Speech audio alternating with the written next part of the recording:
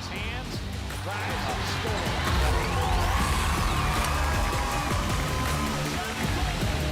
Picked him off, beautifully done.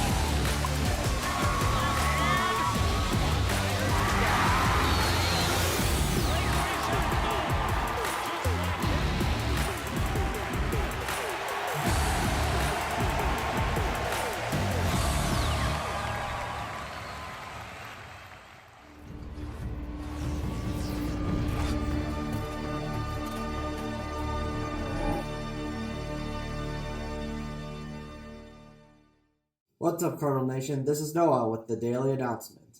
Come and see the Jungle Cruise for free on Tuesday, November 23rd at 7 p.m. in the CRHS Auditorium. Bring money for a concession. There will be no chess club on Tuesday, November 23rd. All chess club members should play the game with their families over the break. GSA is selling rainbow ribbon pins for $1 to support GSA prom. We will be in the cafeteria during lunch all week. You can come also buy one from Shepard's into 11. Thank you for your support. Parking permits available today through November 26th, online and at the finance window. A trimester 2 parking permit is $35 and a full year permit for Tri 2 and 3 is $70. The Anoka Hennepin American Indian Education Program is hosting a free community event for Native Americans Heritage Month. The event will take place tonight, November 22nd, from 6:30 p.m. to 8:30 p.m. at Oakview Middle School. Coon Rapids NHS is raising money to make blankets for the Children's Minnesota Hospital in Minneapolis. We are all excited to make the blankets, but need fleece or funds to purchase fleece. You can donate cash and bring in to the LMC, Library or Media Center. Or you can donate through our Bino. Anyone who is part of the NHS will get one service hour for every $10 donation.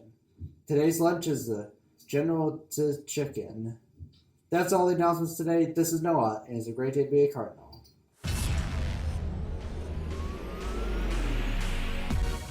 It's time to drop the puck, so make sure you eat well and that you make your introductions.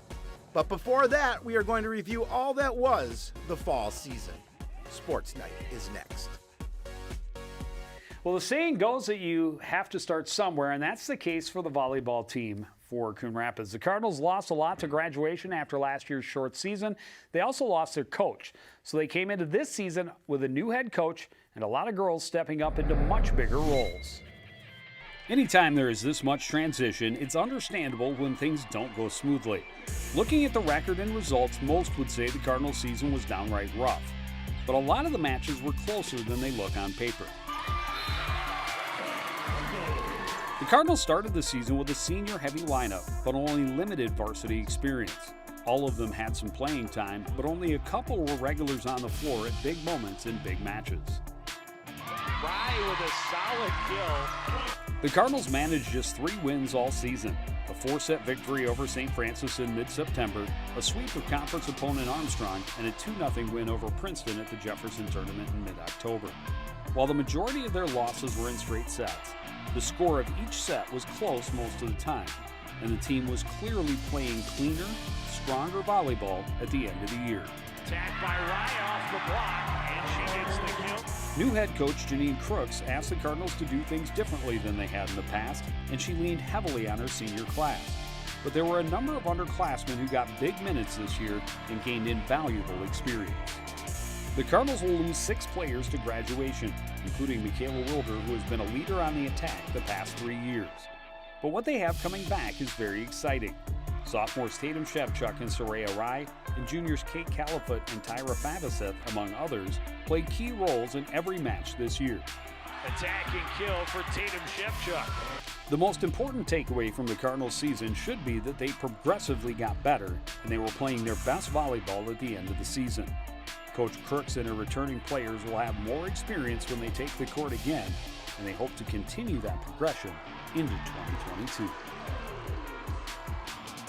Both Cardinal teams were very young, and they also had great numbers on both boys and girls squads. They finished the year running their best races, and they have clearly set a foundation for the future of both teams. Competing with no pressure can be an incredible bonus for any athlete. And that's exactly how the season started for the Cardinals cross-country teams.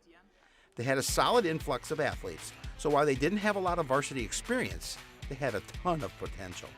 They had no expectations other than continuing to work and improve, and that's just what they did. The few veterans they had proved to be good leaders for all the younger and less experienced teammates. And those who were newer to the sport, they learned, they grew, and they continued to compete harder and run faster. The experience they gained throughout the season will pay big dividends for both teams moving forward. The Cardinals were able to hold their own in huge crowded fields, something that was noticeably missing last year when COVID restrictions changed how cross-country races were run. They also got to compete in some big tournaments that were canceled last season.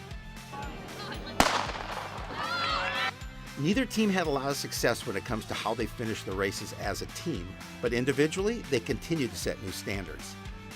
At the end, the Cardinals had 9 of the 14 runners at the section championship turn in personal best times, and another had a season best. That is progress, and that makes the season a success. The Cardinals will lose some seniors, but they return much more than they lose. The boys team had a little more experience to start the season, and they found a little more success on the course this year.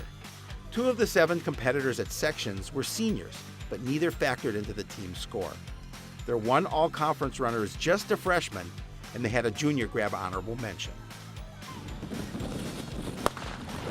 On the girls' side, the youth movement is even more evident. Senior captains Lila Gilliard and Julie Hedlund were a big part of the team's score at every race. But the others on the section roster included 2 freshmen, 2 8th graders, and the 7th grader Ruby Demmer, who posted the team's best time in the biggest race of the year. The Cardinals should be proud of what they accomplished this season, but they should be even more excited about what they could accomplish in the years to come.